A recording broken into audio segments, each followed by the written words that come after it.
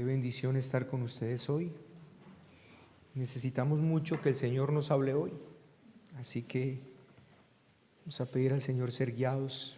Antes le damos la porción de la Escritura, Colosenses 3. Y vamos al verso 5, por favor. Hoy vamos a tocar un tema, hermano, que es posible que Satanás quiera poner incomodidad en medio de la congregación, que quiera generar pensamientos inicuos en nuestras mentes. Así que quiero pedirle que usted ore al Señor para que su corazón esté tranquilo, en paz, sabiendo que es necesario oír todo el consejo de Dios, que necesitamos escuchar el consejo de Dios completo y que esto hace parte del consejo de Dios. 5 en adelante hasta el 11, hermanos, dice: haced morir pues lo terrenal en vosotros, fornicación, impureza, pasiones desordenadas, malos deseos y avaricia, que es idolatría, cosas por las cuales la ira de Dios viene sobre los hijos de desobediencia, en las cuales vosotros también anduvisteis en otro tiempo cuando vivíais en ellas. Pero ahora dejad también vosotros todas estas cosas: ira, enojo, malicia, blasfemia, palabras deshonestas de vuestra boca. No mintáis los unos a los otros, habiéndoos despojado del viejo hombre con sus hechos y revestido del nuevo, el cual conforme a la imagen del que lo creó se va renovando hasta el conocimiento pleno, donde no hay griego ni judío, circuncisión ni incircuncisión, bárbaro ni excita, siervo ni libre, sino que Cristo es el todo y en todos. Acompáñenme a orar, hermano. Padre, gracias por el consejo de tu palabra. Tú nos invitas y te doy gracias, Señor, por la posibilidad que nos das de estar predicando todo un texto, Señor, y no ser guiados en estos momentos por apariencias ni nada, sino por lo que tu palabra claramente expresa. Y esta congregación necesita todo el consejo de Dios. Yo lo necesito, Señor. Así que aconséjanos hoy, guíanos hoy, dinos todas las cosas, enséñanos como tu pueblo, sácanos de cualquier error, quita cualquier engaño de nuestra mente. Concédenos hoy, por favor, ahora que tenemos tu bendita palabra, ahora que nos podemos acercar a ella, poder también tener oídos, un corazón dispuesto y un deseo en nuestro corazón de vivir conforme a lo que tu palabra estipula. Señor, concédenos pues oídos, un buen corazón, un noble espíritu, un espíritu noble nos sostenga, y concédeme a mí, oh Señor, predicar tu palabra como es debido predicarla en esta mañana. Rogamos en el poder de tu santo, glorioso, poderoso Espíritu, en Cristo nuestro Señor, Señor nuestro, Señor de toda esta iglesia, a quien damos gloria y honra en este momento. Amén. Hermano, hay una cosa que yo veo con una sana preocupación, y es como este texto de Colosenses, especialmente el capítulo número 2, se ha usado para alentar al cristiano a vivir una libertad mundana. El capítulo 2 de Colosenses, el texto de Gálatas, por ejemplo, es usado muchas veces para enseñar una libertad cristiana que realmente nada tiene que ver con la libertad cristiana, sino con una esclavitud mundana. Esta porción que acabamos de leer nos muestra claramente que el apóstol Pablo no está para nada en contra de una vida santa, sino que él está en contra de buscar esa santidad por medios que realmente no sirven para nada. Son dos cosas muy diferentes. Una cosa es estar en contra de una vida santa, y otra cosa muy diferente, en contra de usar medios que no sirven realmente para nada en cuanto a vivir una vida santa. Esta porción es contundente en cuanto al deber que todo hombre tiene, o que toda mujer tiene, todo nacido de nuevo, de dedicarse a una tarea específica, y es de matar, destruir todos los vestigios de pecado que todavía queden en él. El problema de Pablo no está con esto, sino con una forma errada de buscar y trabajar esto. Hay un llamado para todo hombre, mujer, nacido de nuevo, renacido de la muerte, sacado de lo de Bar, y es caminar claramente y hacer morir todo lo terrenal en ellos. Y Pablo aquí está siendo explícitamente claro con esto. Así que el problema de Pablo no es el caminar en una vida santa, no es hacer morir lo terrenal. El problema que Pablo tiene en el capítulo 2 era que los falsos maestros estaban proponiendo un camino equivocado para lograr esto. Los falsos maestros proponían que se buscara esa santidad en las enseñanzas filosóficas. Otros enseñaban que se buscara esto en la iluminación espiritual, a lo cual llamamos misticismo. Otros enseñaban o proponían poner normas carnales para buscar la santidad. A eso lo llamamos legalismo. Y otros incluso proponían el aislamiento de la sociedad para poder encontrar el camino de la santificación. Y esto dijimos que era ascetismo. Pablo está enseñando claramente que estas cosas, ni la filosofía, ni el legalismo, ni el misticismo, ni el ascetismo, tienen ningún poder contra los apetitos de la carne. Que eso puede tener una bonita apariencia y puede tener una buena reputación, el que una persona se aparte, el que el hombre deje de tocar, deje de hacer, parece muy bonito y puede tener una reputación, pero que a la hora del té no sirve absolutamente para nada para enfrentar el problema que el hombre realmente tiene. ¿Cuál es su problema? La situación del pecado interior, la concupiscencia que aún queda en su vida, la contaminación aún de los miembros de su cuerpo debido al pecado. Eso es lo que el apóstol Pablo expresa. Veo otra ley en los miembros de mi cuerpo que se rebelan contra la ley de Dios. Así que el hombre tiene una responsabilidad de caminar y crecer en santidad. El asunto es cómo va a lograr realmente obtener la victoria deseada.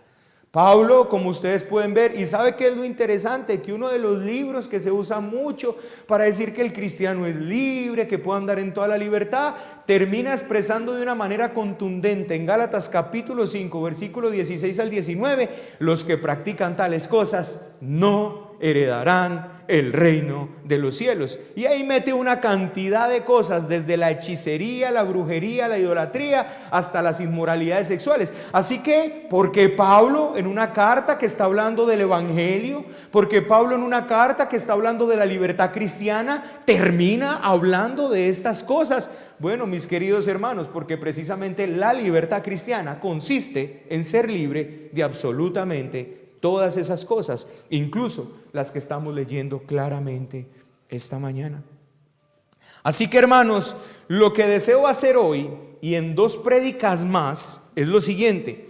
En la prédica de hoy nos vamos a centrar en mirar la grandeza de la ley. Hoy vamos usted y yo a estudiar la grandeza de la ley de Dios. ¿Para qué, mis queridos hermanos? Para que al mirarla nosotros nos demos cuenta de que no hay métodos naturales y mucho menos carnales para poder caminar en la grandeza de esta ley. Entonces hoy estaremos examinando 2 apartados. Primeramente, la grandeza de la ley. Y en segunda medida vamos a mirar la parte negativa del mandamiento, o sea, ¿qué es lo que el Espíritu nos está llamando a nosotros o nos invita a dejar? ¿Qué es lo que el Espíritu nos está llamando a que nosotros tenemos que hacer morir? Vamos a ver la grandeza de la ley, por eso la prédica de hoy será un poco larga, porque vamos a ver la grandeza de la ley y posteriormente vamos a dedicarnos a ver la parte negativa de estos mandamientos que están expresados, o sea, ¿qué es lo que el Espíritu nos invita a dejar, a abandonar o a hacer morir? Esto será pues lo que vamos a ver hoy de manera contundente.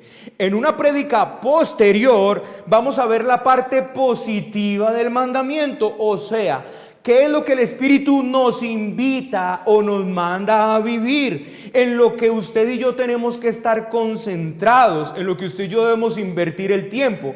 Eso lo hablaremos en la próxima predicación.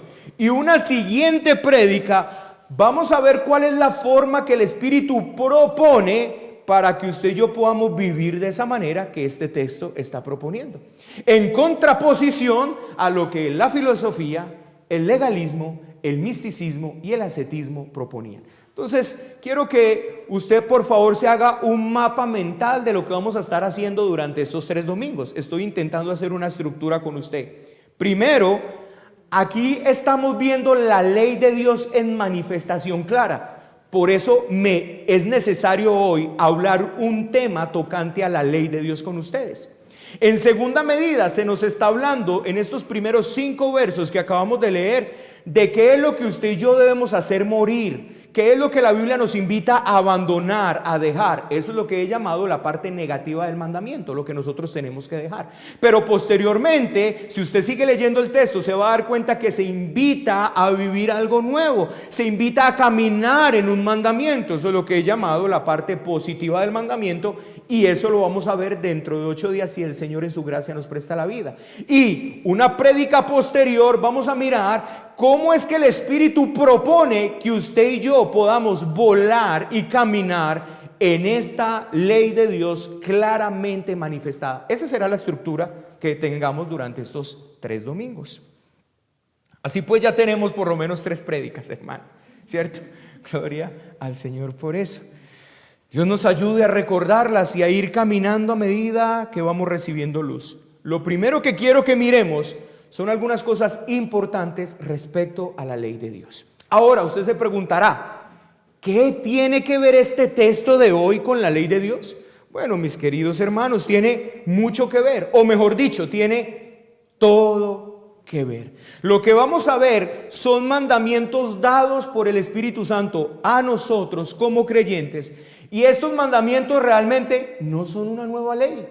No son una ley que se le atrevió al apóstol Pablo transmitirla, enseñarla, no, sino que si los analizamos muy bien, nos daremos cuenta que son la forma como la ley de Dios se ve, son la extensión de la ley de Dios.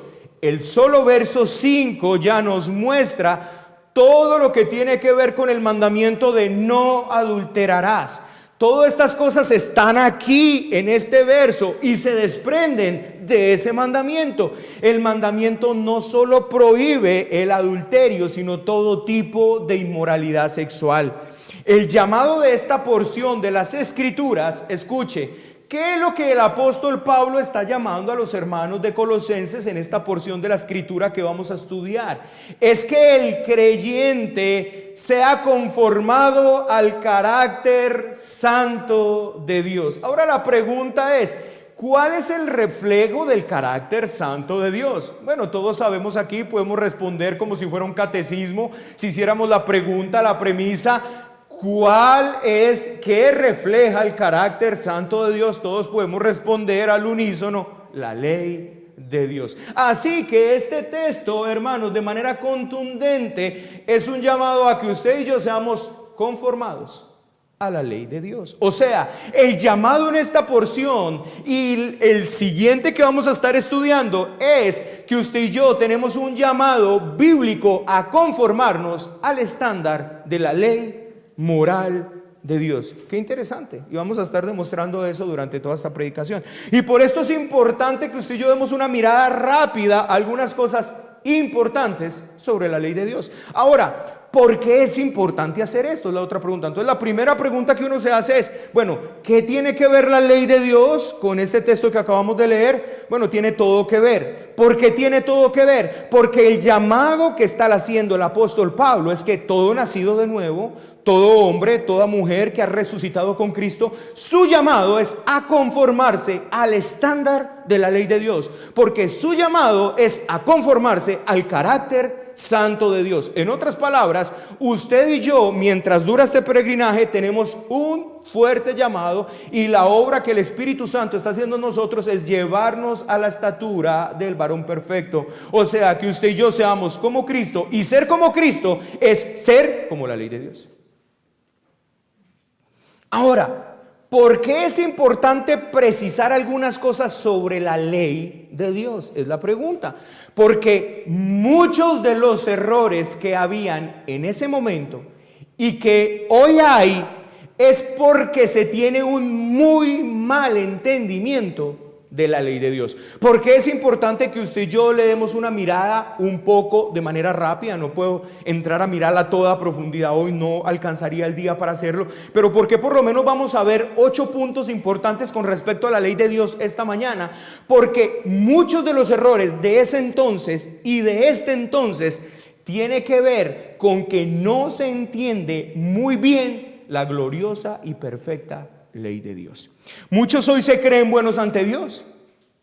¿Y por qué muchos de hoy se creen buenos ante Dios? Pues bueno, porque ignoran lo que realmente es la ley de Dios. Por eso se creen buenos. Cuando usted sale y habla con personas y usted le pregunta a las personas, ¿tú eres bueno? Y dice, bueno, yo no soy tan bueno, pero tampoco soy tan malo.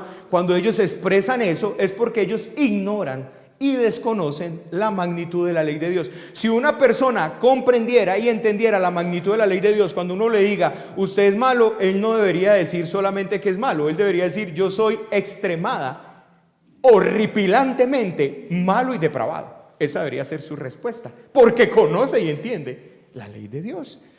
Pero, mis queridos hermanos, no solo eso, muchos viven hoy mediocremente su cristianismo porque ignoran el poder del Espíritu Santo con respecto a la ley de Dios.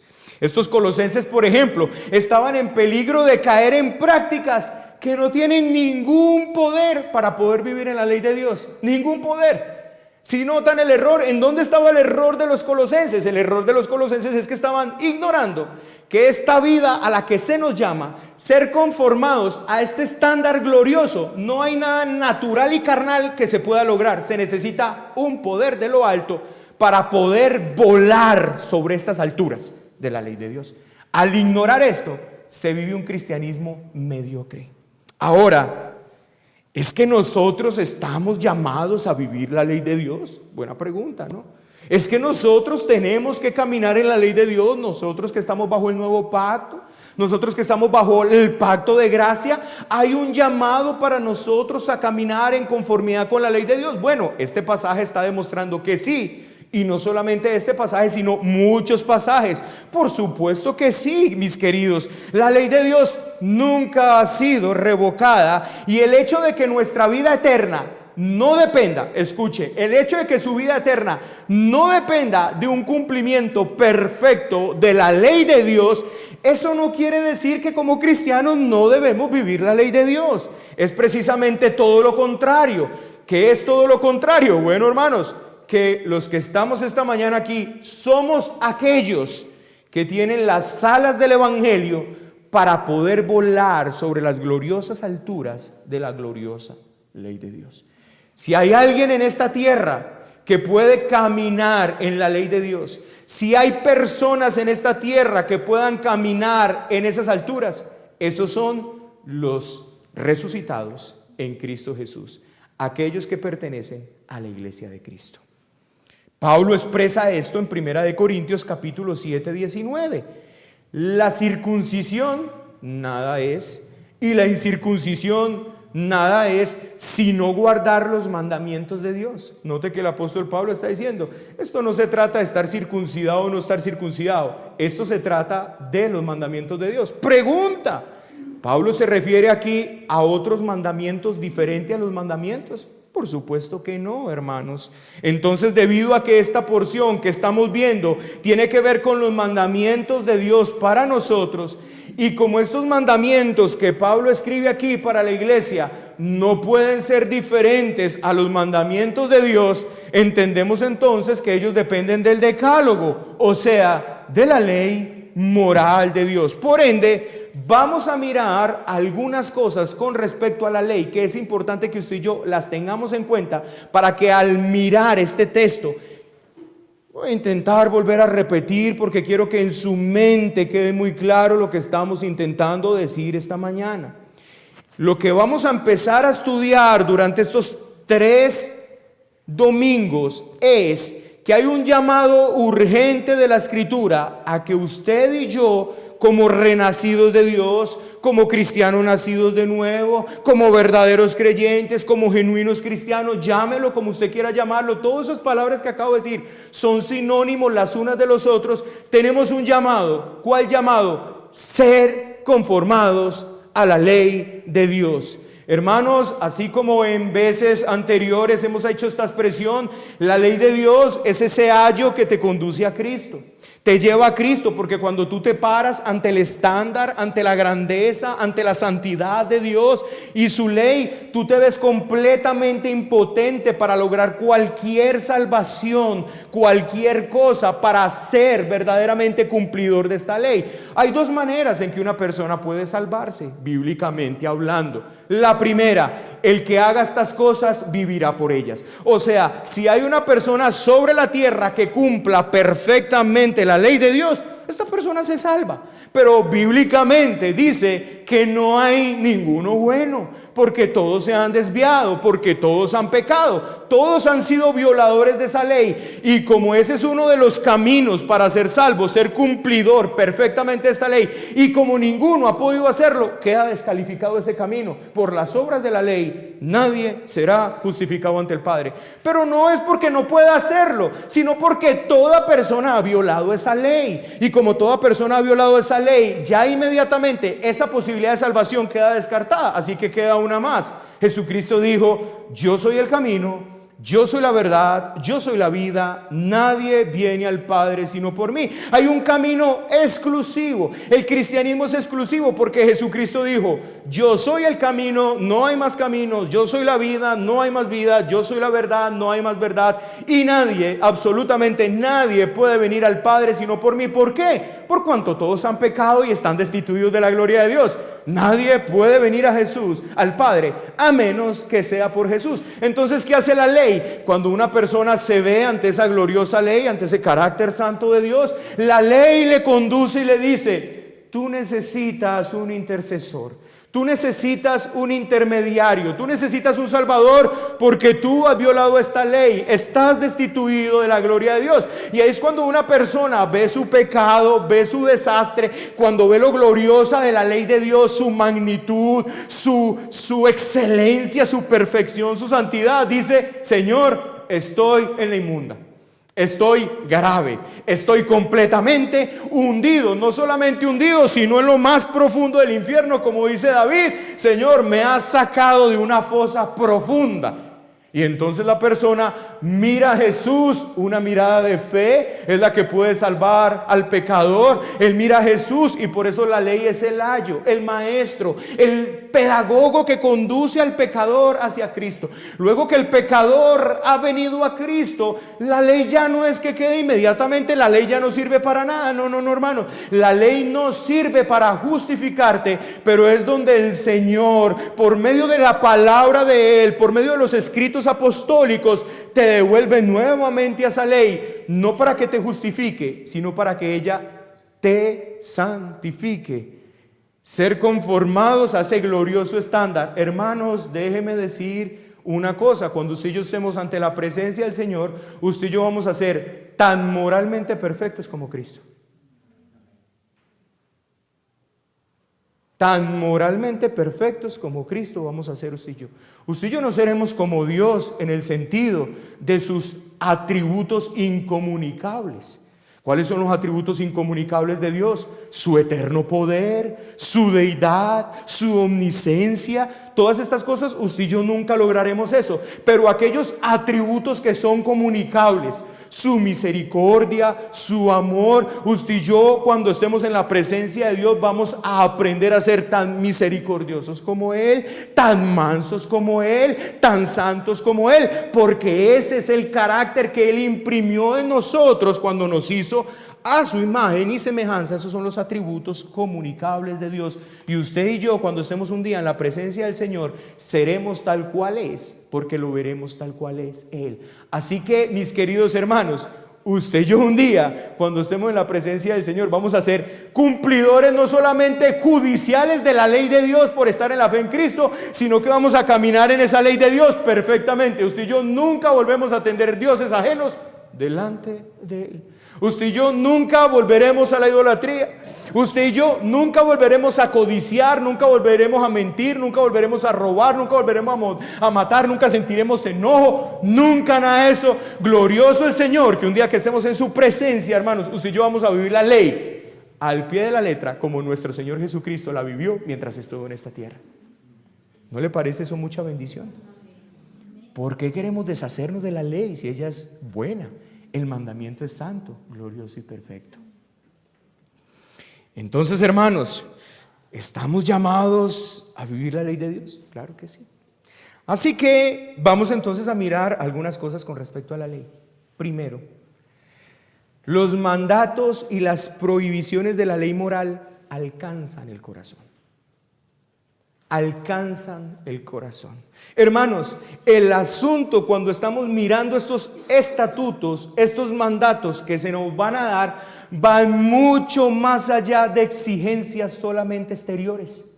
Van mucho más allá. No solamente exige una obediencia exterior, sino un sentimiento interior de amor. Así que la ley de Dios no solamente prohíbe el adulterio, sino la concupiscencia. Y la concupiscencia está en el corazón. El adulterio puede ser el acto físicamente hecho, consumado, pero la concupiscencia está en el corazón. Y cuando el Señor claramente dice, no adulterarás, no está solamente diciendo el acto. Por eso es que Jesús expresó, cualquiera que tiene una concupiscencia, una mirada lasciva hacia una mujer, él ya violó el mandamiento, él ya adulteró, él ya violó la ley. ¿Y por qué pasa eso? Porque la ley de Dios no solamente ata lo externo, la ley de Dios ata el corazón. El hermano Thomas Watson lo expresó de esta manera, un poco gráfica: la ley humana ata las manos, ¿cierto? Se puede violar la ley y ¿qué le hacen? Le ponen unas esposas, lo atan en un cepo, puede atar las manos, puede atar los pies, pero la ley de Dios ata el corazón. Ahora, si nosotros entendemos esto, entonces podemos darnos cuenta del error de los falsos maestros al querer llevar a los colosenses a ser santos apartándose de todo el mundo, viviendo una vida asceta. Si notan el error de esto, ¿por qué? Porque ellos podrían estar por allá en lugares alejados, no manifestando externamente un adulterio, pero corrompidos en su corazón por toda concupiscencia. ¿Entienden cuál era el error entonces de los falsos maestros? ¿Entienden por qué el ascetismo era un grave y fatal error? Porque ellos podrían estar apartados por allá, lejos del mundo, no pudiendo de alguna manera manifestar en hechos externos la horrible situación de su corazón, pero en últimas corrompidos muy por dentro. Segundo, en los mandamientos de Dios hay un sinécdoque. ¿Qué es un sinécdoque? Bueno, es que el propósito va mucho más allá, es más amplio de lo estrictamente dicho. O sea, lo que quiero que ustedes entiendan es que lo que usted lee usualmente no es tan sencillo como lo lee. Usted debe escudriñar un poco más para que usted se dé cuenta que eso que usted lee tan sencillo es tan amplio que a veces es un vasto mar que no alcanzamos ni siquiera a sondearlo por completo. Usualmente uno escucha, muéstreme el versículo. ¿Lo ha escuchado, cierto? Esta frasecita, muéstreme el versículo, se ha convertido en la excusa perfecta para yo hacer con mi vida lo que me plazca. Pero tenemos que tener en cuenta que donde se prohíbe algún pecado, se ordena, por ejemplo, el deber contrario. Cuando se nos prohíbe tomar el nombre de Dios en vano, el texto va mucho más amplio de lo que aparentemente dice ahí. Ve, interesante, ahora en Levítico leímos de un hombre que blasfemó el nombre, profanó el nombre del Señor. ¿Y qué se hizo con esta persona? Los que lo escucharon pusieron la mano sobre él y luego todo el pueblo lo mató a pedradas por blasfemar el nombre del Señor. Hay un mandamiento: no tomarás el nombre de Jehová tu Dios en vano, porque no dará por inocente Jehová al que tomare su nombre en vano. Pero hermanos, no solamente es tan sencillo como lo que aparece ahí. Cuando se nos invita a no tomar el nombre de Dios en vano, se nos invita también y se nos llama a todo lo contrario. O sea, a que usted y yo estemos completa y constantemente reverenciando su nombre. Así que reverenciar el nombre del Señor, que está en toda la Biblia, no es un mandamiento aparte de no tomarás el nombre del Señor en vano, es la amplitud de este mandamiento. Cuando usted escucha en algún texto de la Biblia que dice, dad la gloria debida a su nombre, eso no es un nuevo mandamiento, esa es la grandeza del mandamiento, no tomarás el nombre de Jehová tu Dios en vano, que te invita no solamente a que no lo tomes en vano, sino que hagas todo lo contrario, que glorifiques el nombre de tu Dios. Espero estar haciéndome entender, hermanos. Espero que usted, por favor, esté siguiendo este mensaje, porque creo que es demasiado importante. Donde se nos prohíbe el mal a nuestro prójimo, está implícito el deber contrario, o sea, hacer todo el bien posible con él. Por eso usted sepa, hermanos, que no es tan sencillo como muéstrame el versículo. No. Hay un espíritu detrás de la ley. Tercero, donde se nos prohíbe un pecado, se prohíbe también la ocasión para él. No solamente se está prohibiendo el pecado explícitamente dicho, sino que se nos prohíbe que usted y yo andemos en cualquier círculo que nos pueda llevar a ese pecado. Donde se condena el asesinato, se condena la envidia y la ira que pueden dar pie al asesinato. Noten entonces, mis queridos hermanos, que no se enojen y no se airen. No es un nuevo mandamiento, es un mandamiento que está conectado con el mandamiento de no asesinar. Por eso es que cuando Jesús dijo, escucharon que se dijo, no matéis, pero yo digo que cualquiera que se enoja contra su hermano. Allí donde el adulterio es prohibido, se prohíbe también la mirada lasciva o la compañía de la ramera. Entonces una persona puede decir, no, yo no he adulterado, pero mantiene en círculos con una ramera. Está violando el mandamiento. Cuarto, donde hay una relación de parentesco en un mandamiento, existe otro implícito. ¿Cómo así? Explíquemelo, por favor. Donde el padre es citado, está implícito el hijo. O sea, donde se manda al hijo a honrar al padre, se entiende claramente que el padre camina conforme a la verdad de la palabra, donde su hijo lo debe de honrar. O sea, el padre tiene que instruir, amar y proveer para su hijo. No simplemente se le está diciendo al hijo, debes honrar a tus padres. Inmediatamente ese mandamiento tiene otro implícito. Los padres deben de caminar de tal manera que anden para la honra de sus hijos. Podemos ver entonces, hermanos, cómo todas las instrucciones paulinas de la forma de como un hijo de Dios, o sea, un nacido de nuevo, un resucitado de los muertos, debe vivir conforme a la ley de Dios. Todos sus mandamientos, o mejor dicho, todos los imperativos dados por el Espíritu Santo por medio de Pablo, por medio de Pedro, por medio de Juan, están claramente ligados con la ley de Dios. No sé qué es lo que no hemos entendido de esto. En otras palabras, un verdadero creyente se evidencia por su conformidad a la ley de Dios. Escuchen, un verdadero creyente se evidencia por su conformidad a la ley de Dios, que no es otra cosa que manifestar claramente el carácter de su Padre. ¿Comprenden que eso fue lo que pasó con los fariseos y Jesús? A un Padre tenemos que es Abraham. No.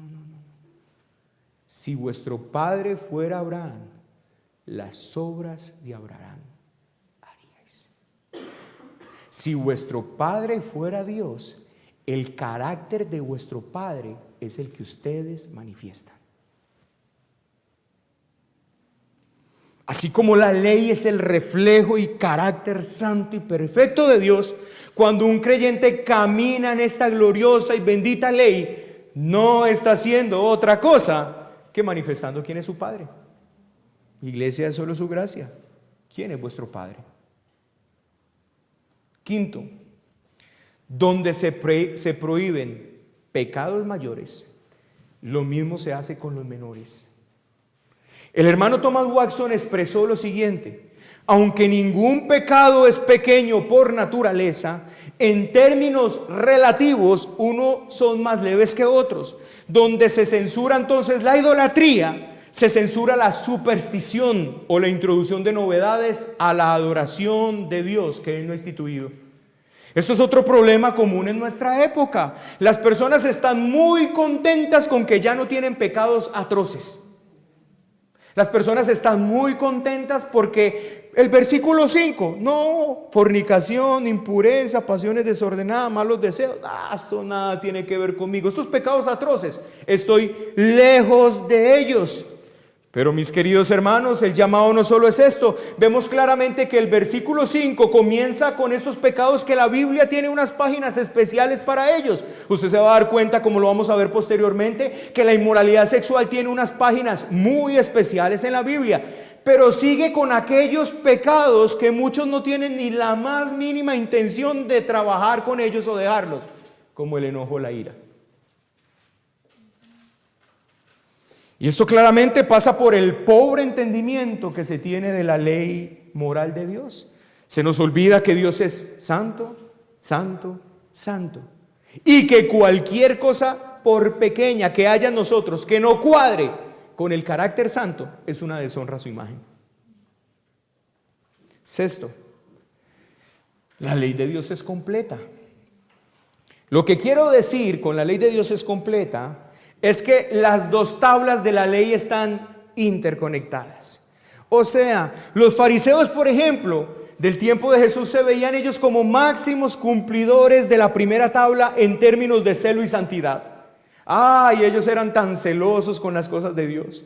Ay, ellos eran tan santos. No le nombre a un fariseo tener dioses ajenos delante de ellos. No le nombre a un fariseo tomar el nombre de Jehová, su Dios, en mano. Pero Cristo muestra su hipocresía. Dejáis la justicia y la misericordia. Ellos eran negligentes en lo tocante a la segunda tabla. Omitían la justicia o ser justos en sus transacciones con los demás. No tenían misericordia con los pobres. Y al violar la segunda tabla, están violando la primera tabla. Ahora me gustaría que analizáramos algo bien interesante, hermanos. Este no es el tiempo de la hipocresía farisaica, sino de otra hipocresía, porque los antinomianos defienden la segunda ley. O precisamente los antinomianos defienden la segunda tabla. Se enfocan en que la ley de Cristo es la ley del amor. Tenemos que ser amorosos con el prójimo, misericordiosos, amables con las personas, pero quebrantan el cuarto mandamiento el día del Señor. Incluso The Gospel Coalition hizo una publicación tan ambigua y dañina que la eliminaron, donde decían que las imágenes no son tan malas como uno piensa. He ahí los antinomianos. En ese entonces, ¿qué teníamos? Teníamos a los fariseos. Ellos eran tan estrictos con la primera tabla, pero abandonaban a la viuda. Le decían a un hombre: tranquilo, no tienes que ayudar o honrar a tu mamá. Si tú dices que eso es corbán, o sea que eso es una ofrenda dedicada acá, no te preocupes. Así violaban la segunda tabla, violaban la ley del prójimo. Pero hoy no tenemos esa. Hoy la ley del prójimo parece ser la importante. Misericordia, amor con los necesitados. Tenemos que mostrar la compasión que Cristo mostró a ellos. Y claramente eso está muy bien, porque eso es centrarnos en la segunda tabla. Pero ya no importa si tomamos a Dios tan en serio. No importa que violemos el día del Señor. No importa, mis queridos hermanos, si tomamos el nombre de Dios o no en vano. Eso ya no es tan importante. Lo importante es la ley de Cristo. Hipócritas de otro calibre, pero hipócritas. No podemos desligar las dos tablas. En términos del apóstol Juan lo expresaré: el que ame a Dios, ame a su hermano. Ahí están las dos tablas. Séptima, la ley de Dios no solo prohíbe que usted y yo cometamos pecado, sino que seamos tropiezo para que otros lo cometan, o estar involucrados en que otros cometan pecado. Esto lo podemos ver claramente en dos personajes: Jeroboam y David, para citar algunos del Antiguo Testamento. Jeroboam sedujo a su pueblo a cometer idolatría. Por eso el pecado del pueblo era su pecado. Y aunque David no tomó en sus propias manos el arma para matar a Urías Eteo, él escribió la carta donde lo mandaba a la muerte. Cuando el profeta lo reprende, le dice: tú eres ese hombre. Pero no solo eso, nos convertimos en cómplice del pecado de otros al no impedirlo cuando está en nuestra mano hacerlo. Hermano, cuando usted tiene en la mano impedir el pecado y no lo haces, tú eres cómplice. No impedir algo cuando está en nuestras manos equivale a ordenarlo. Dice Watson, cuando una cabeza de familia ve que su siervo quebranta el día del Señor, o le oye blasfemar y no utiliza su poder para evitarlo, se convierte en cómplice de su pecado. Elí se hizo cómplice. ¿Por qué se hizo cómplice Elí del pecado de sus hijos? Porque no les estorbó. Cuando hacían cosas horribles al Señor, no les estorbó. Quien permita a un infractor salir impune, se convierte a su vez en otro infractor. Por eso, padres que están aquí esta mañana, cuando usted tiene bajo su techo una persona que usted ve abiertamente que está pecando y usted no lo reprende, apúntese ese pecado usted en sus hombros. Es su pecado, es suyo, le pertenece a usted también. Ay, es que si le digo algo se me va de la casa. Pues hermano, que se vaya de la casa, pero usted esté firme delante del Señor. Que si Él se fue porque usted le estorbó el pecado. Que sea uno solo el que peca, no dos. Que sea uno y no dos. Otro detalle, queridos hermanos, que nos hacemos culpables cuando consentimos el pecado. Noten lo que pasó con la muerte de Esteban, el primer mártir. Pablo no arrojó una sola piedra, pero consentía la muerte del justo. Octavo, hermanos, nosotros no somos aceptados por cumplir la ley de Dios a la totalidad, pero escuche, pero sí por hacer todo nuestro esfuerzo para vivirla. ¿Cómo así? Al respecto dice el hermano Watson, que aun cuando carecemos de la capacidad para cumplir ningún mandamiento, Dios ha prometido obrar lo que Él exige de nosotros. Hermano, es tan glorioso esto. Es tan glorioso esto, hermanos. Por favor, hermanos, yo le pido que piensen estas palabras. Yo ruego al Señor que haga eso en nosotros. Usted y yo estamos tan incapaces en nuestra fuerza para cumplir los mandamientos del Señor, pero escuche la promesa del Señor: yo voy a obrar en ustedes lo que yo exijo de ustedes. Bendito nuestro Señor, haré que andéis en mis estatutos. Hermanos, si usted no está andando en los estatutos del Señor porque le está haciendo falta fuerza, ¿sabe qué tiene que hacer usted? Señor, yo vengo a ti, tú has prometido que en la ley que tú me exiges andar, tú me dices y me prometes que tú me darás lo que yo necesite para andar en esa ley, y mi deseo es andar en ella. Hermano, ¿por qué somos antinomianos? Dios nos ordena que lo amemos, pero qué débil es nuestro amor. Es como la hierba que apenas está brotando. ¡Qué débil es! Vaya, mire una hierba que apenas está brotando, hermano, la arrancas con tu dedo meñique. ¡Qué débil es nuestro amor por el Señor! Pero Dios ha prometido circuncidar tu corazón para que tú puedas amarlo a Él. Dios es el único, hermano, glorioso ser eterno, majestuoso, que te obliga a algo y te da lo que necesitas para que le cumplas. No es como el faraón, hermano. ¿Sabe qué hacía el faraón? Los ponía a hacer ladrillo, pero no le daba lo que ellos necesitaban para que hiciera ladrillo. ¿Sabe qué es el Señor? Te pone a hacer ladrillo y te da todo lo que necesitas para que lo hagas. Ese es nuestro Señor. Ese es nuestro poderoso Cristo.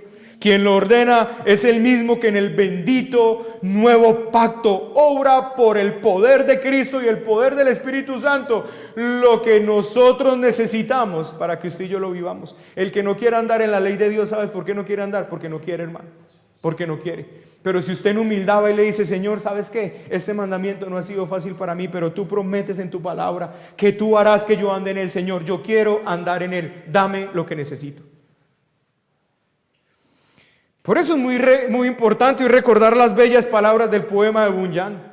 Creo que hoy cabe recordar esas bellas palabras del poema. Corre, Juan, corre, ordena la ley. Corre, Andrés, corre, ordena la ley, pero no dan ni manos ni pies. Noticias mejores el Evangelio nos brinda. Vuela nos ordena, pero nos da alas. Hermanos, por la obra de Cristo, El Señor nos ha dado alas para que volemos por las alturas de la ley. Al analizar entonces a continuación estos mandamientos, no olvidemos que si somos nacidos de Dios, que si usted ha resucitado con Cristo, no solo tiene manos y pies, sino un poder extraordinario para volar. Eso es lo que Pablo está diciendo acá. ¿Por qué se están concentrando en esto cuando ustedes han nacido de Cristo y tienen un poder más glorioso que lo que esto insignificante puede dar? Esto no sirve para nada. El legalismo no sirve, el misticismo no sirve. Si ustedes han resucitado con Cristo, no solo tienen manos y pies, tienen un extraordinario poder para volar. Y como lo expresa el apóstol Juan, para que usted pueda manifestar con todo su corazón, difíciles los mandamientos, para nada gloriosos. El miércoles hablamos de la situación cultural de la iglesia naciente. Aquí en el verso 5 Pablo comienza por aquellos pecados que eran normal encontrar en aquella cultura grecorromana. Así que ya me salgo de la primera parte y voy a entrar en la segunda parte. ¿Cuál era la primera parte? Analizar algunas cosas con respecto a la ley. Espero que esto les haya dado un pequeño esbozo de lo gloriosa que es la ley. Y que no la mire tan sencilla como muchos la han mirado. No, hermanos. La ley realmente de Dios, como dice el apóstol Pablo, el mandamiento es santo, puro y bueno. Así que voy a entrar en el segundo punto. Vamos a empezar a mirar aquellos mandamientos negativos, lo que el Señor nos manda a que huyamos, a que hagamos morir. Ahí me voy a centrar en este momento. Estos pecados que el apóstol Pablo empieza a nombrar, escuche, eran el pan diario de cada día en esa cultura grecorromana. Fornicación, impurezas, pasiones desordenadas, malos deseos. Estas prácticas eran extremadamente comunes en el contexto en el que se encontraba la iglesia. Y si somos un poco cuidadosos, nos damos cuenta de que estos pecados están dentro de los pecados de inmoralidad sexual. Ahí caben. Está dentro del 9º mandamiento. Así que en este momento, hermanos, vamos a empezar a tocar este pecado un poco más a profundidad. Y si nosotros miramos un poco más a profundidad en las Escrituras, nos damos cuenta de que estos pecados de inmoralidad sexual tienen un trato muy particular en la Escritura. No son tomados muy ligeramente, son tomados muy en serio. Citaré algunos textos. Por ejemplo, Efesios capítulo 5, versículo 3, usted solamente apúntelo, preste atención, escuche. Efesios capítulo 5, versículo 3 expresa tajantemente: pero fornicación y toda inmundicia o avaricia ni aún se nombre entre vosotros como conviene a santos. Aquí el hermano Pablo es explícito al expresar que esas cosas no solamente ustedes deben hacerlas morir, no solamente deben apartarse de ellas, ni siquiera debe ser nombrado dentro de la congregación. Primera de Corintios 6, 18, 19, Primera de Corintios 6, 18 al 19, dice así: huid de la fornicación. ¿Qué dice? Huid. Y si usted claramente va y mira este verbo huid, correr, es un imperativo contundente: corra, huya, vuele. Cualquier otro pecado que el hombre cometa está fuera del cuerpo. Escuche lo que está diciendo el apóstol: cualquier otro pecado, todos los demás pecados. Si notan que la Biblia al pecado de inmoralidad sexual le da un trato particular en la Escritura, él dice todos los demás pecados: asesinato, todo lo que usted pueda imaginarse, la mentira, el engaño, el enojo, la ira, la blasfemia, todo está fuera del cuerpo. Pero el que comete inmoralidad sexual contra su propio cuerpo peca. ¿O ignoráis que vuestro cuerpo es el templo del Espíritu Santo, el cual está en vosotros, el cual tenéis de Dios, y que no sois vuestros? Aquí el apóstol nos invita a correr, a huir de la fornicación, y expresa que es un pecado particular, ya que el que comete inmoralidad sexual está pecando contra el templo del Espíritu Santo. O sea, está atentando contra la morada donde habita el Espíritu de Dios. Al joven Timoteo también le dice: huye de las pasiones juveniles. Huye de las pasiones juveniles. Y claramente está diciendo y está haciendo alusión en parte a estos pecados sexuales. La Biblia nos habla de muchas cosas que Dios odia, hermanos. La Biblia nos dice de manera directa: Dios odia esto, Dios aborrece esto. Por ejemplo, la Biblia dice, Dios aborrece al impío. Dios está irado contra el malhechor todos los días. Ahí está claramente explícito. Pero no solamente de manera explícita, sino que hay cosas que utiliza palabras como abominable, detestable. Y cuando juntamos todo esto, encontramos que hay varias categorías que Dios odia. Una es la idolatría y otra la inmoralidad sexual. Dios odia, abomina y aborrece la inmoralidad sexual. Un teólogo expresó, escuche porque no es lo que yo expreso, un teólogo que estudió sobre el tema expresa esto: los seres humanos son seres sexuales. Somos mucho más que eso, obviamente, por supuesto, pero no somos menos que eso. Nuestra sexualidad es parte de quienes somos. Un buen regalo de Dios para unir a un esposo y a una esposa para expandir la raza humana. Con todo lo demás, como todo lo demás que tenemos, nuestra sexualidad es un regalo que se nos confía. Debemos administrarla fielmente, usarla de manera que Dios ordena y rehusar usarla de la manera que Él prohíbe. Dios estipula que el sexo debe existir solo en el matrimonio de un hombre y una mujer, y estipula además que solo debe estar en ese contexto, en el contexto del matrimonio. Así como es pecaminoso tener relaciones sexuales fuera del matrimonio, es pecaminoso no tener relaciones sexuales dentro del matrimonio. Yo estoy seriamente convencido de una cosa: ¿cuál es la razón por la cual el Señor odia todo tipo de relación sexual ilícita? ¿Cuál es la razón por la que el Señor odia? Yo me puse a pensar, Señor, ¿por qué odias las relaciones sexuales ilícitas? ¿Por qué odias este pecado de inmoralidad sexual? ¿Cuál es la razón? Y yo estoy claramente y convencido dentro de mi ser, hermanos, que esto se debe a que esta relación sexual está regulada dentro del matrimonio con propósitos específicos, y el mayor de ellos es la unión de Cristo y la iglesia, Cristo y su pueblo. Entonces, escúcheme, cualquier inmoralidad sexual desdibuja de alguna manera esta santa y gloriosa relación. Debe haber algo muy particular en el por qué Dios, porque la Biblia muestre el pecado sexual como algo muy particular, le dio unas líneas específicas a ella y nos llama a nosotros a correr, a huir de esos pecados. Y yo estoy claramente convencido que toda inmoralidad sexual desdibuja de alguna manera la gloriosa relación que tiene Cristo con su pueblo. Dios usa palabras fuertes para referirse a su pueblo infiel del Antiguo Testamento. Lo llama fornicario, lo llama infiel, lo llama prostituta. Son palabras fuertes. Oh, cómo te has prostituido, Jerusalén. Oh, y lo vio Israel, cómo te has prostituido. Y lo vio su hermana Judá y se prostituyó peor.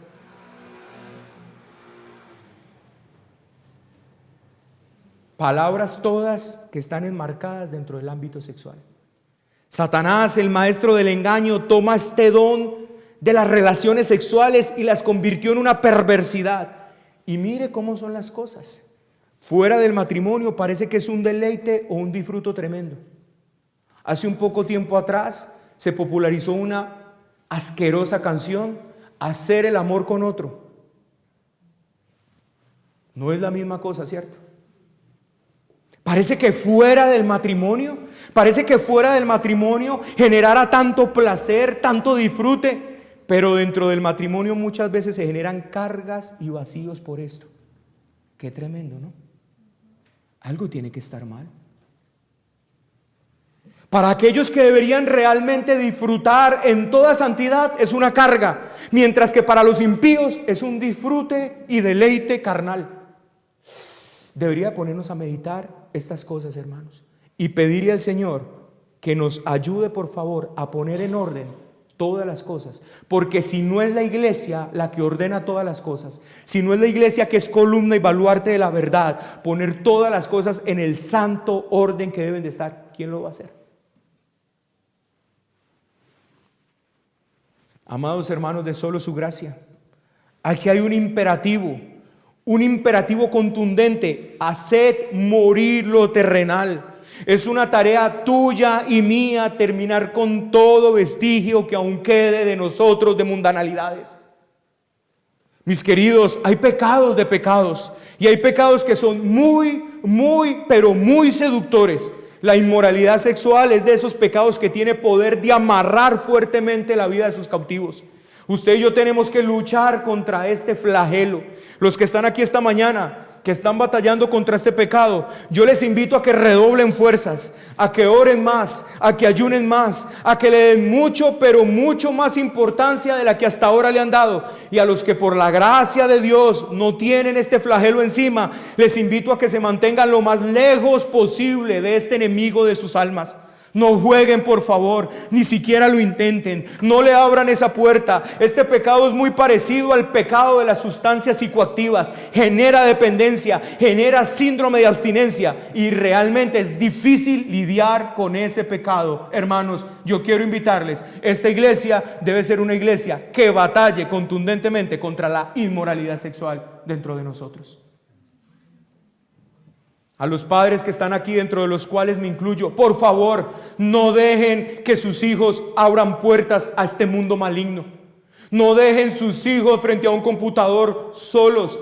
No dejen a sus hijos frente a un programa de televisión solos, porque todo el tiempo les están abriendo esta malignidad infernal frente a sus ojos. No los dejen, por favor. No vean con ellos, mis queridos hermanos, nada que esté incitando esta desgracia pecaminosa en las vidas de sus hijos, porque ustedes no saben, hermanos, que seamos nosotros mismos los que les estemos abriendo la puerta de la mundanalidad de par en par a nuestros hijos, por no limitarles lo que ellos ven o lo que nosotros vemos con ellos.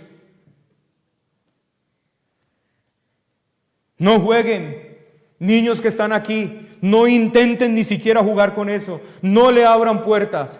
Este pecado es un pecado asqueroso, difícil de manejar, difícil de lidiar, y sea el Señor ayudándonos por su poder, no solamente a los que están solos, no solamente aquí hombres y mujeres que están solos, sino dentro de la pareja del matrimonio. Tenemos que lidiar con eso. Tenemos que lidiar, hermanos, con esto. Dios es perfectamente claro en su juicio sobre la inmoralidad sexual. Gran parte del capítulo 1 de Romanos se dedica a probar que el juicio de Dios cae sobre aquellos que cometen pecados sexuales, y con el tiempo caen más y más profundamente en él. El pecado sexual es un pecado que no se sacia, que empieza por unas porquerías y va avanzando hasta que se convierte en aberraciones, como el Señor dice: yo aborrezco el bestialismo, yo aborrezco la homosexualidad. El Señor aborrece esos pecados,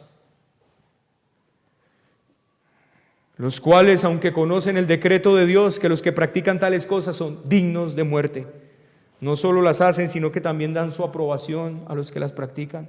De hecho, Pablo va tan lejos como para demostrar, escuche, ¿sabe qué demuestra el Señor? ¿Sabe qué se está demostrando la inmoralidad sexual que estamos viendo en este entonces? ¿Quiere que les diga qué demuestra esto? El justo juicio de Dios. ¿Sabe por qué? Porque la palabra de Dios dice que Dios los entregó. ¿Y qué pasa cuando Dios los entrega en un juicio? Dice que les permite hacer todo lo que su perverso corazón. Por eso el hombre cambió la naturaleza de la mujer contra el que es contra la naturaleza, y la mujer cambió la naturaleza del hombre por el que es contra la naturaleza. Todos los pecados que hoy estamos viendo de abominaciones sexuales no gritan otra cosa sino el justo juicio de Dios sobre una nación impía que no se quiere arrepentir. Primera de Corintios 6:9 insiste que ni los inmorales, ni los homosexuales, ni los afeminados verán el cielo.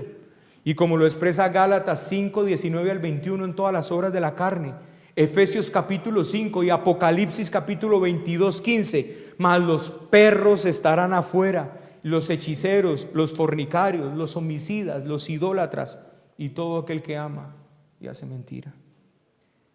El autor de la carta a los hebreos exige: sea el matrimonio honroso en todos, y el lecho matrimonial sin mancilla, porque a los inmorales y a los adúlteros los juzgará Dios.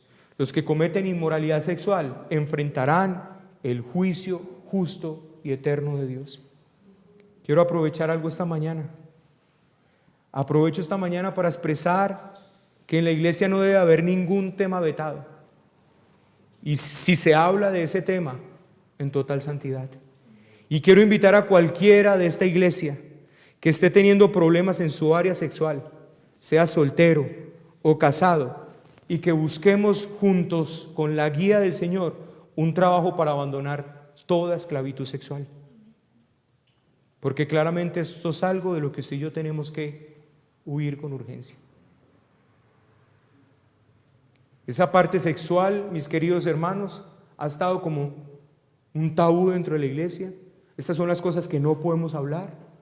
Pero hermanos, la palabra de Dios muestra tan transparente el asunto de la sexualidad que no debería ser para nosotros un tema que nos sonroje o un tema de lo que no podamos hablar. Es tan normal la relación sexual santa dentro del matrimonio que no debería haber por ningún problema que ustedes expresen cualquier problema que tengan en esta área.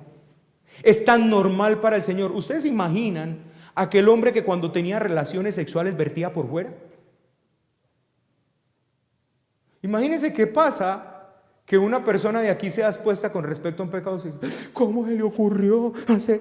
¿Usted se imagina qué pensó ese hombre cuando Dios les puso eso ante toda una comunidad? Para Dios no hay temas vetados, mis queridos hermanos. Para Dios no hay cosas que no se hablen. Para Dios no hay pecados que mantengan aquí. Este es el cajoncito donde yo solo lo mantenga. Eso es precisamente lo que quiere hacer Satanás para mantenerte esclavo. Sea lo que sea que usted esté pasando, quiero que lo hablemos. Quiero que lo discutamos a la luz de la palabra. Y quiero que esta iglesia abandone toda inmoralidad sexual. Sea que usted como esposo esté teniendo problema con esto, necesitamos hablarlo.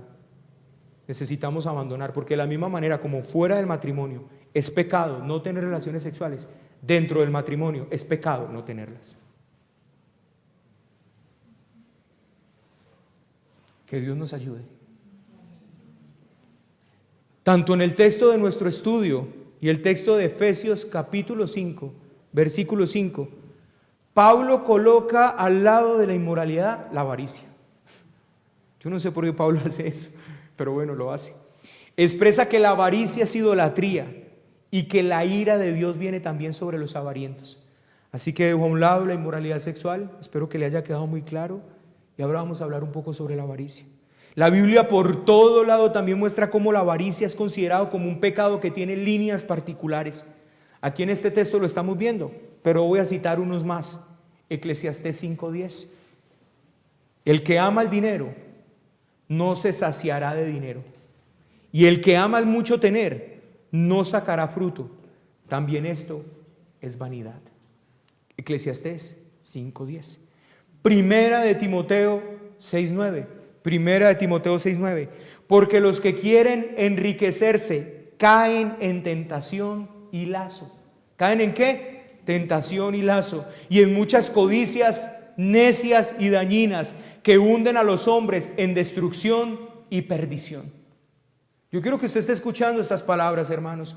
Lucas 12:15. Lucas 12:15. Y les dijo: mirad y guardaos de toda avaricia, porque la vida del hombre no consiste en la abundancia de los bienes que posee.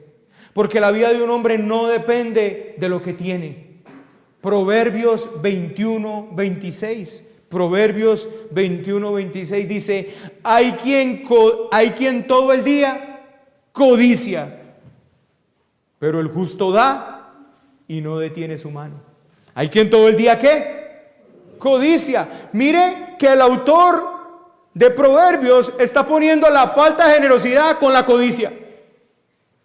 Hay quien todo el día codicia, pero el que no es codicioso da y no detiene su mano. Primera de Timoteo 6:10. Porque raíz de todos los males es el amor al dinero, el cual codiciando algunos se extraviaron de la fe y fueron traspasados de muchos dolores. Y por último, Hebreos 13:5. Sean vuestras costumbres sin avaricia, contentos con lo que tenéis ahora, porque Él dijo, no te desampararé ni te dejaré. Este último texto nos muestra explícitamente por qué la avaricia es idolatría, porque implica buscar la satisfacción en las cosas terrenales en vez de buscarla en las celestiales. La avaricia es idolatría, ¿por qué? Porque el idólatra pone su confianza, que debería estar completamente en Dios, la pone en las cosas terrenales. El desconfiar de la providencia de Dios es no estar contentos con lo que se tiene. Y la avaricia, al igual que la idolatría y el orgullo, tienen un rango dinámico de manifestaciones, pero siempre la raíz es la misma, hermanos. Si nosotros analizamos el problema de nuestro país, si escuchamos la noticia sobre el juicio de Maduro, o sea, qué interesante, hubo un juicio que se hizo en este país sobre Maduro, donde lo condenaron a 18 años de cárcel. ¿Cuál fue la raíz? ¿Cuál fue el problema por el cual se le condenó? Todas están relacionadas con su deseo de poder, pero no un poder superfluo o abstracto, sino el poder que el dinero da a aquellos que lo poseen.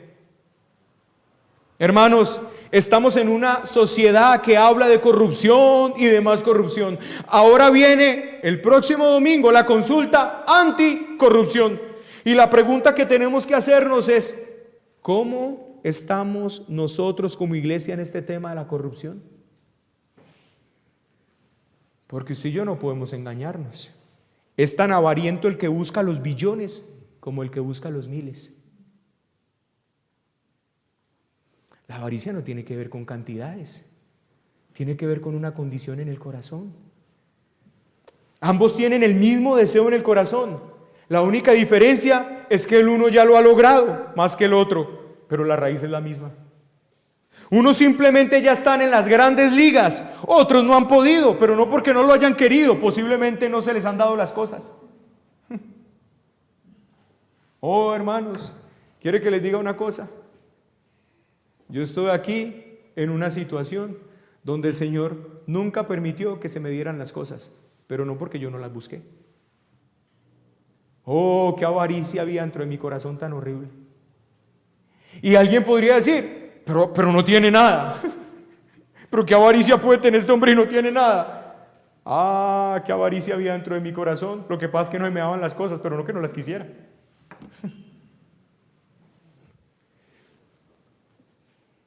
La avaricia es un flagelo, hermanos.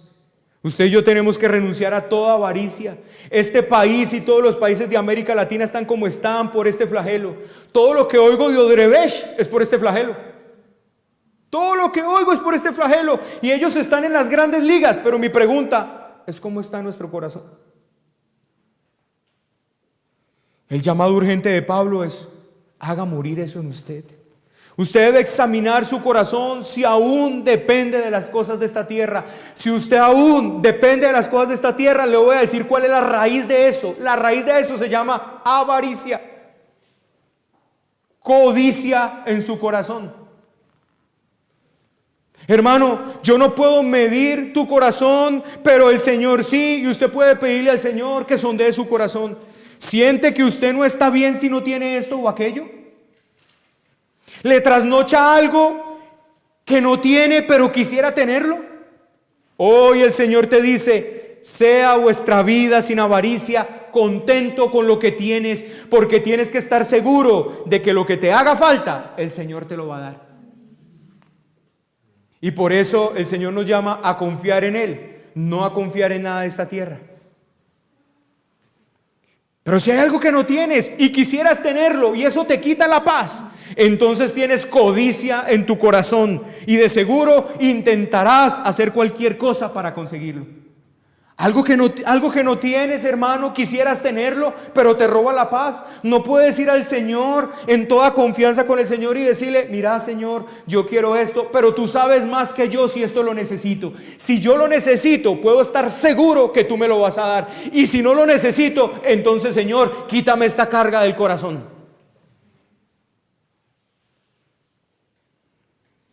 Todo esto éramos, dice el apóstol Pablo. Todo eso éramos algunos de nosotros, en eso vivíamos, pero eso fue antes de resucitar con Cristo. Eso era yo, un avariento, pero ¿sabe qué me está diciendo la Biblia? Eso era en otro tiempo. Eso era yo, hermanos, un inmoral sexual, pero eso me está diciendo la Biblia antes de haber resucitado con Cristo. El llamado del apóstol es que ahora que has resucitado con Cristo a una nueva vida, ahora que tú has resucitado, eso que ya eras antes está sepultado, eso ya no lo somos. Esa ya no es nuestra vida. ¿Recuerda la historia de Agustín? Un hombre impío que frecuentaba prostíbulos, un hombre impío que frecuentaba mujeres de la vida fácil. Y recuerdan que un día iba pasando él y una mujer de esa lo llamó: Agustín, Agustín. Él dijo: yo no soy Agustín. Después de enumerar estos pecados que caen posiblemente en el ámbito de lo escandaloso, Pablo hace un llamado a no solo abandonar esos pecados, sino abandonar los pecados que tienen que ver con el carácter. Así que en este momento me voy a centrar en los pecados de carácter. Estos pecados como la ira, el enojo, las palabras deshonestas, la blasfemia, muchas veces caen en el ámbito de lo no importante. Pero Pablo está diciendo: abandonen también esto. Lidiar con estos pecados muchas veces no es tan fácil porque se antepone ante ellos: yo soy así, Dios me hizo así, así soy yo. Hermanos, el llamado de Dios para sus hijos es que representen fielmente su carácter. Usted y yo estamos llamados a representar fielmente el carácter, y todos estos pecados deben ser abandonados porque claramente son una distorsión de la imagen de Dios o de su carácter santo. Pero además tenemos otro problema también con estos pecados, y es que muchos de ellos caen dentro del pecado conocido, pecadillos culturales, y por eso muchos de nosotros no los queremos abandonar. La mentira, las exageraciones que se vienen convirtiendo en palabras deshonestas de nuestra boca son toleradas en nuestra sociedad y hacen parte del diario vivir, y nadie ve realmente esto como un pecado. Hace parte de la idiosincrasia paisa. ¿Cierto que sí? ¿Cómo no vamos a hablar con exageraciones si eso hace parte de nuestra idiosincrasia cultural? Pero el texto es contundente: abandonen también esto, hagan morir también esto que no conviene a santos. Mentirosos por todas partes. Vivimos en un mundo lleno de mentiras. Vivimos en medio de un pueblo adicto a la práctica de decir, escuchar y creer mentiras. La falta de veracidad y de honestidad es un problema que cada día va en aumento. Qué difícil es encontrar a personas que cumplan su palabra. Qué difícil es encontrar a alguien en quien podamos confiar. ¿Cuántos problemas en nuestro mundo moderno debido a la falta de veracidad y honestidad? ¿No es cierto que la gran mayoría de problemas gubernamentales tienen que ver con este asunto? ¿Recuerdan la frase: le firmo sobre mármol que no voy a subir los impuestos? No sería difícil mostrar lo mismo tocante a los problemas económicos, los problemas familiares y los problemas matrimoniales. Por ejemplo, la falta de honestidad en la relación matrimonial, el engaño y las mentiras de parte de uno de los cónyuges es la causa de muchos problemas. ¿Cuántos hijos aprenden a desarrollar un hábito de mentir y engañar a sus padres? ¿Cuántas personas tienen la tendencia a exagerar y añadir su versión de los hechos? ¿No es cierto que muchas personas inventan pretextos y mentiras piadosas para excusarse y salir de la dificultad? ¿Cuántas personas hacen promesas y compromisos que no tienen la menor intención de cumplir? ¿En cuántas ocasiones hemos tenido que confesar con tristeza que ya no podemos confiar en una persona porque ha mostrado lo irresponsable y mentirosa que es? ¿Cuántas personas conocemos de las cuales tenemos la certeza que nos están diciendo la verdad sin añadir, quitar o exagerar alguna cosa? Hay muchas personas que no pueden hablar sin decir alguna mentira, alguna exageración o algo similar. Aún más, existen personas que son incapaces del todo de decir la verdad. Siempre hay algún motivo pecaminoso detrás de las mentiras. Siempre hay otros pecados involucrados en este asunto. Frecuentemente las mentiras tienen el propósito de ocultar o encubrir otros pecados más graves. Pablo expresa que habiéndonos despojado del viejo hombre con sus hechos, ya no se mientan los unos a los otros. En días pasados, el hermano Héctor me expresó un asunto con respecto al nombre de las personas. La dignidad del nombre. lo que el nombre bíblicamente representa. Y yo acepté la teoría del hermano, entendiendo que hay muchas cosas que solo las hacemos por costumbre, porque así fuimos enseñados. Un país, o más bien una cultura, que desde pequeño en los colegios no se nos llamaba por el nombre, sino por el apellido o algún sobrenombre en particular. Y el hermano me hizo una pregunta: ¿será que no queremos simplemente darle la importancia que la Biblia le da al nombre? Yo hago al igual hoy una pregunta esta mañana. En un país donde niños aprendimos que no se dice nada sin exagerar, ¿será que no queremos dar la importancia que la Biblia le da a la verdad? En un país que se desayuna mentiras todos los días, ¿será que nosotros como cristianos nacidos de nuevo, aquellos que se despojaron del viejo hombre con sus hechos, no quieren darle todo el valor a lo que la Biblia le da, a lo que sale de nuestra boca, a las palabras que salen de nuestro corazón? El hermano Santiago expresó: aquel que domine su lengua es un hombre perfecto, capaz también de refrenar todo su cuerpo. Así que hoy, mis queridos hermanos, de solo su gracia, quiero hacerles un llamado para que juntos trabajemos, para que seamos una iglesia veraz. Que el lema de esta iglesia sea Efesios 4:29. Que ese sea el lema de esta iglesia, Efesios 4:29. Ninguna palabra corrompida salga de vuestra boca, sino la que sea buena para la necesaria edificación, a fin de dar gracia a los oyentes. Hermanos, que ese sea el lema de esta iglesia. Ninguna palabra corrompida salga de nuestra boca, sino cuál, la que sea buena para la necesaria edificación, a fin de dar gracia a los oyentes. Yo sé, hermanos, estamos en medio de una cultura, pero como veremos al final, ya no hay judío, ni griego, bárbaro, ni excita, esclavo, ni libre, circunciso, ni incircunciso, sino que Cristo es todo en todos. No importa si usted es rolo, paisa, judío, americano, chileno, ruso, quechua, sambo, mulato. Cristo es todo y en todos. Pero hay un par de pecados a los cuales se nos invita a renunciar y no quisiera dejar de tocarlos: la ira y el enojo. Y quiero hacerlo con un audio que ustedes escucharon una mañana de estas, del hermano Spurgeon. Quisiera que escuchara sus palabras. La ira no es siempre o necesariamente pecaminosa, pero tiene tal tendencia a descarriarse que cuando se presenta, tenemos que rápidamente evaluar su carácter con la siguiente pregunta: ¿hago bien en estar enojado? ¿De dónde vino este texto? Si ustedes recuerdan, el Señor le preguntó eso a Jonás: ¿haces bien en enojarte tanto por la planta? Con mucha frecuencia la respuesta es sí. La ira es el instigador del hombre desequilibrado, pero algunas veces es el fuego del cielo de Elías. Hacemos bien cuando nos enojamos con el pecado por el mal que éste le hace a nuestro buen y misericordioso Dios. O cuando nos enojamos con nosotros mismos porque todavía seguimos siendo tan insensatos después de tanta acción divina. O nos enojamos con otros cuando la única causa de la ira es el mal que ellos hacen. Aquel que no se enoja ante la transgresión se convierte en parte de ello. El pecado es algo abominable y detestable, y ningún corazón renovado puede soportarlo pacientemente. Dios mismo está todos los días enojado con el malvado, y escrito está en su palabra: el Señor ama a los que odian el mal.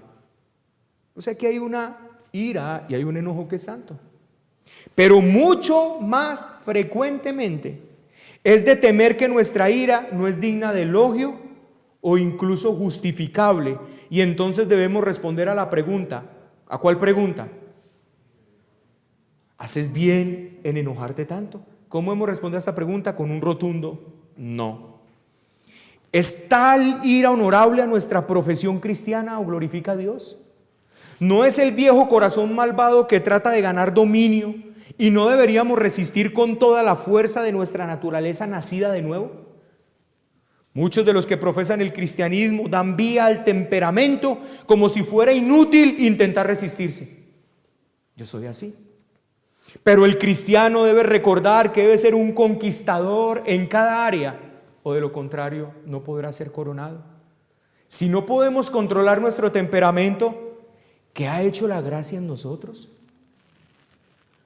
Alguien le dijo al señor Hay, no tengo ni idea quién es el señor Hay, pero alguien le dijo al señor Hay que con frecuencia la gracia estaba unida a un caparazón de cangrejo. Y él dijo, sí, pero el fruto no serán cangrejos.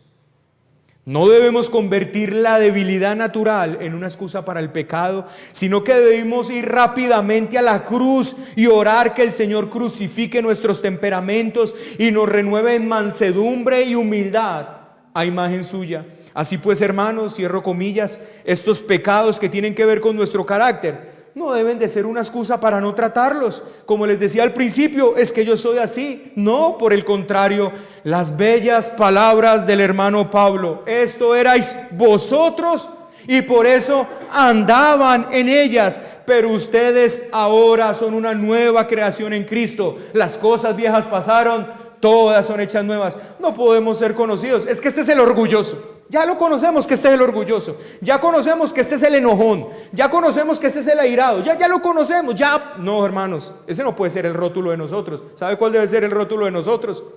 Esto erais vosotros, pero ya no más.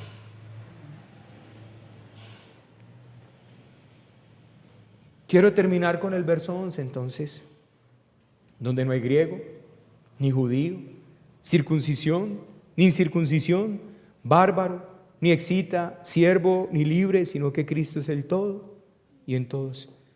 Cristo y su ley es lo que importa, hermanos. No importa si somos cuyabros, paisas, americanos, judíos, griegos. Ahora Cristo es el todo y en todos. Esa es nuestra cultura, la cultura celestial a la que usted y yo pertenecemos. Somos ciudadanos de un nuevo reino. ¿Y cómo se reflejan los ciudadanos de este reino? ¿Cómo se reflejan? Que independientemente cómo vivan los ciudadanos terrenales, ellos viven conforme a la ley de un reino. ¿Cuál es nuestra ley? La bendita ley moral de Dios.